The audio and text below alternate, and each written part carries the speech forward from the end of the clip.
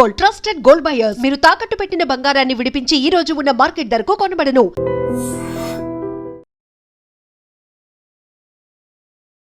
సన్నబియ్యం గురించి మాట్లాడి ఆ తర్వాత ఇరిగేషన్ గురించి మాట్లాడతా. స్వతంత్ర భారతదేశ చరిత్రలో ఒక రాష్ట్రంలో 80% జనాభాకి కడుపు నిండా అన్నం పెట్టే ప్రభుత్వం మన కాంగ్రెస్ ప్రభుత్వం. గౌరవనీయులు ముఖ్యమంత్రి రేవంత్ రెడ్డి గారు, గౌరవ ఉప ముఖ్యమంత్రి బట్టి విక్రమార్క గారు, మరి రాష్ట్ర మంత్రులందరూ కూడా ఒక చారిత్రాత్మక నిర్ణయం తీసుకొని, అక్కలు చెల్లెళ్ళు అన్నలు తమ్ముళ్ళు మీరు జాగ్రత్త వినాలి. ఈ స్వతంత్ర భారతదేశ చరిత్రలో 29 రాష్ట్రాల్లో ఎక్కడ జరగని విధంగా సంవత్సరానికి 13,000 కోట్లు ఖర్చు పెట్టి ప్రతి నిరుపేదకి, మధ్యతరగతి వాళ్ళందరికీ కూడా ప్రతి వ్యక్తికి 6 కిలోల మంచి క్వాలిటీ సన్నబియ్యం ఇస్తున్న గొప్ప ప్రభుత్వం మన కాంగ్రెస్ ప్రభుత్వం. భారతదేశంలో ఎక్కడ జరగలే, తెలంగాణ రాష్ట్రంలో జరగలే, ఉమ్మడి ఆంధ్రప్రదేశ్లో జరగలే. గతంలో కూడా ప్రభుత్వాలు ఖర్చు పెట్టినాయి. గతంలో ఉన్న ప్రభుత్వాలు సుమారు 11,000 కోట్లు ఖర్చు పెట్టి 6 కిలోల దొడ్డు బియ్యము కోర్స్ గ్రెయిన్స్ ఇచ్చేది. మీలో చాలా మందికి తెలుసు, గతంలో వచ్చే రాషను 80-90% జనాభా తినకపోయేవాడు.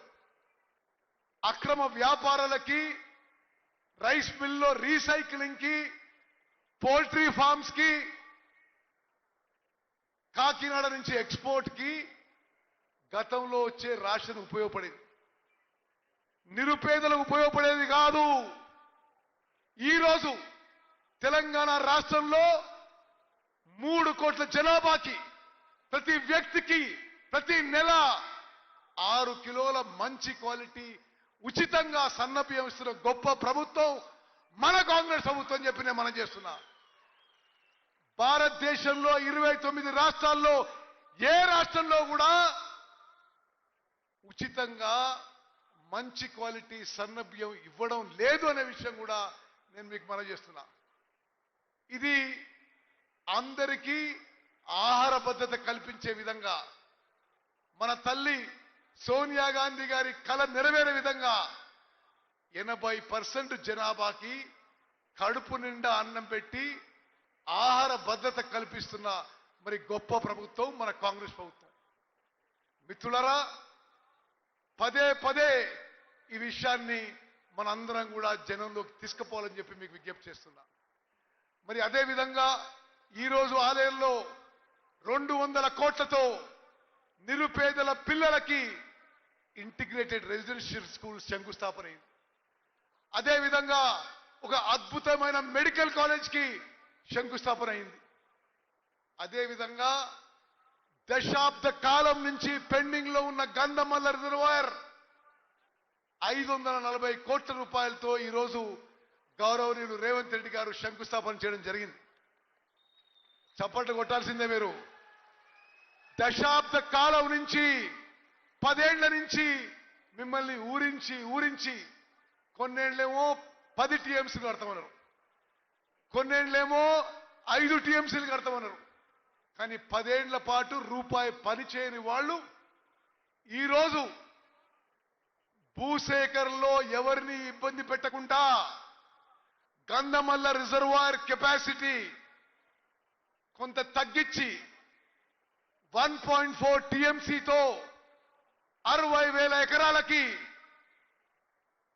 నీళ్లు అందించే విధంగా మన ప్రభుత్వం ఈరోజు మీ గంధమల్ల రిజర్వాయర్ కి 547 కోట్ల రూపాయలతో శంకుస్థాపన చేస్తున్న విషయం, ఇది చరిత్రలో నిలబడిపోయే విషయం.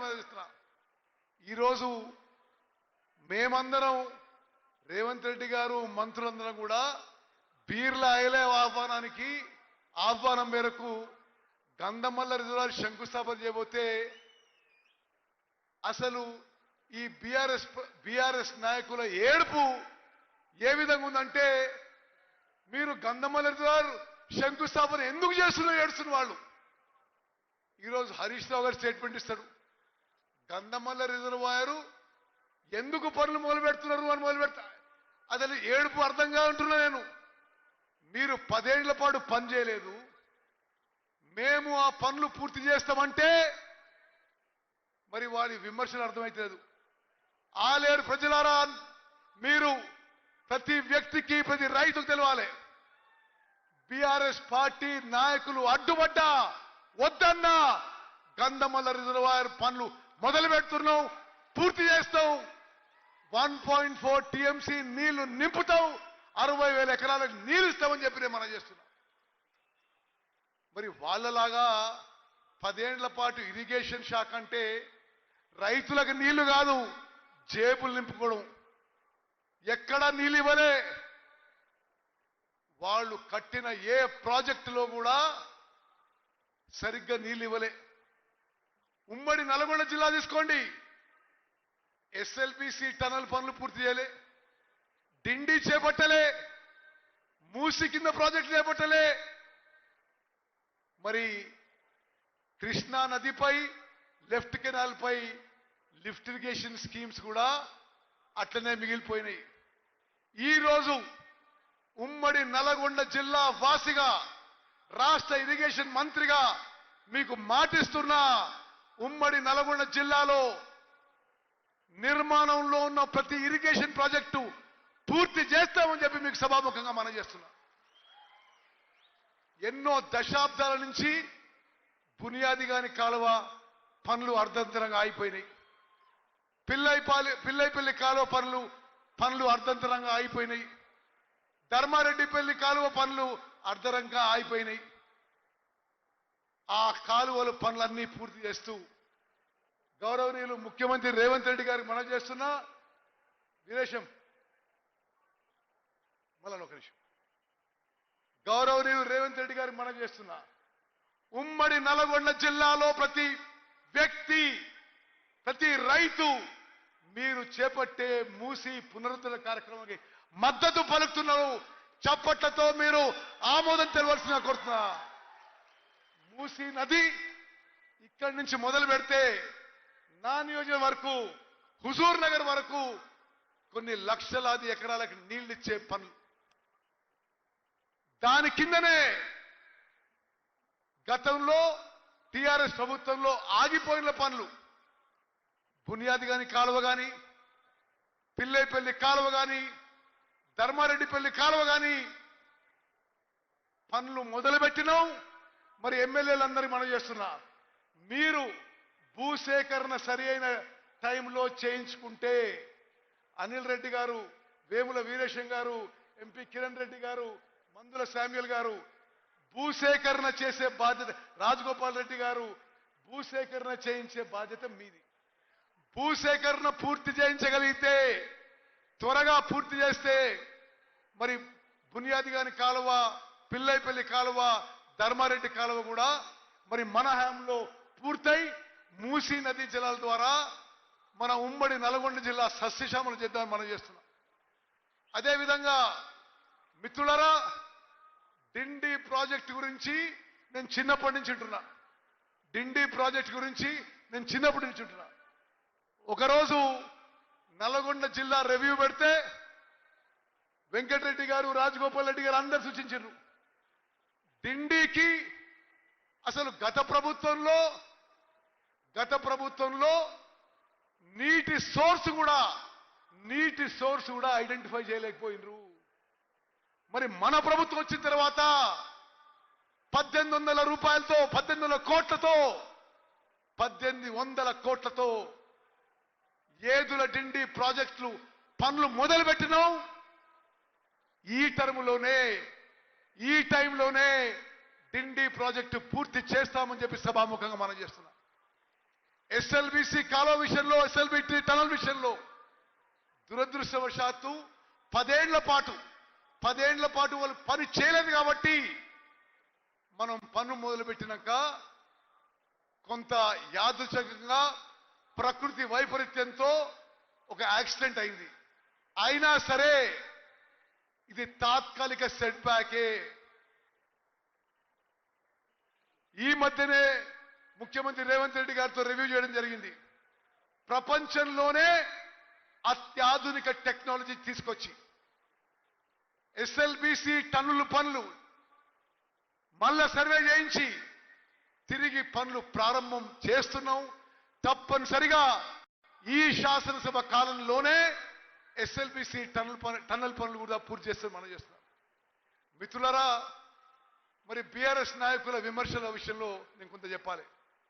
నేను ఈ సంవత్సరంన్నర ఇరిగేషన్ శాఖ మంత్రి ఏం చూసినంటే బీఆర్ఎస్ హయాంలో 2 లక్షల కోట్లు ఖర్చు పెట్టి శాఖ మొత్తం అస్తవ్యస్తమై ఆగమాగం అయిపోయి ఆయకట్టు రాలే, రైతులకు నీళ్లు రాలే, కానీ వాళ్ళ జేబులు మాత్రం నింపుకున్నారు. మేడిగడ్డ, అన్నారం, సుందిల్లా బ్యారేజీలు, కాళేశ్వరం ప్రాజెక్టులో గుండకాయ లాంటి ఆ బ్యారేజీలు అని వాళ్ళే చెప్పినరు. వాళ్ళ హయాంలోనే డిజైన్ అయింది, వాళ్ళ హయాంలోనే నిర్మాణం అయింది, వాళ్ళ హయాంలోనే కూలిపోయింది. అయినా సరే గంధమల్ల రిజర్వాయర్కి నీళ్లు తీసుకొస్తామని చెప్పి సభాముఖంగా మనం చేస్తున్నాం. మరి ఎల్లంపల్లిలో ఏ విధంగా నీటి ప్రవాహం పెంచి తుమ్మడి అట్టి కట్టి మరి అనేక విధాలుగా ఎల్లంపల్లిలో నీళ్లు పెంచి గంధమల్ల మరి ఈ రిజర్వాయరు మీ కళ సాకారం చేస్తామని చెప్పి నేను మీ అందరికీ మనవి చేస్తున్నా. మరి చివరిగా మమ్మల్ని ఆహ్వానించినందుకు మీకు మనస్ఫూర్తిగా ధన్యవాదాలు తెలియజేస్తూ, అదేవిధంగా మీ అందరి ఉత్సాహం చూస్తుంటే మరి బీర్ల ఐలయ్య మరింత బలోపేతం కావాలి. ఆయన కోరిన అభివృద్ధి పనులు ముఖ్యమంత్రి గారు మంజూరు చేసిండు. తప్పనిసరిగా కాంగ్రెస్ పార్టీ ఉమ్మడి నల్గొండ జిల్లా కంచుకోటగా ఉంటుంది. మళ్ళోసారి ఎప్పుడు ఎన్నికలు జరిగినా 12కి 12 శాసనసభ స్థానాలు గెలవబోతున్నాం, 2 పార్లమెంట్ స్థానాలు గెలవబోతున్నాం, ఎమ్మెల్సీ స్థానాలు గెలవబోతున్నాం. ఈ ఉమ్మడి నల్గొండ జిల్లా కాంగ్రెస్ కార్యకర్తల మీ శ్రమ, మీ కష్టం, మీ రక్తం, మీ చెమట వల్లనే మేము ఇక్కడ కూర్చున్నాం అని చెప్పి మనం చేస్తున్నాం. రాష్ట్రంలో ప్రభుత్వం వచ్చింది అంటే నల్గొండ కాంగ్రెస్ కార్యకర్త ఒక కీలక పాత్ర పోషించిన విషయం మీ త్యాగం ఏనాడు మరవం. ప్రతి కాంగ్రెస్ కార్యకర్తని గుర్తుపెట్టుకుంటాం. మరి తప్పనిసరిగా ప్రతి కార్యకర్తకి గౌరవం, మర్యాద ఉంటుందని చెప్పి మనం చేస్తున్నా. మీ ప్రతినిధులుగా, మీ ప్రభుత్వంగా మరి మేమందరం కూడా ఒక్క రోజు కానీ ఒక్క గంట సెలవు తీసుకోవడం లేదు. 24 గంటలు 360 రోజులు మీకోసం, ప్రజల కోసం మరి పనిచేస్తున్నాం. అద్భుతమైన అభివృద్ధి సాధిస్తాం. దేశంలో ఎక్కడ లేని సంక్షేమ పథకాలు అమలు చేస్తాం. శాశ్వతంగా ఈ రోజున్న కాంగ్రెస్ ప్రభుత్వం కీర్తి చిరస్థాయిగా ఉండిపోయే విధంగా మేమందరం కలిసికట్టుగా కృషి చేస్తామని చెప్పి మీకు మాటిస్తూ మీ అందరికీ ధన్యవాదాలు.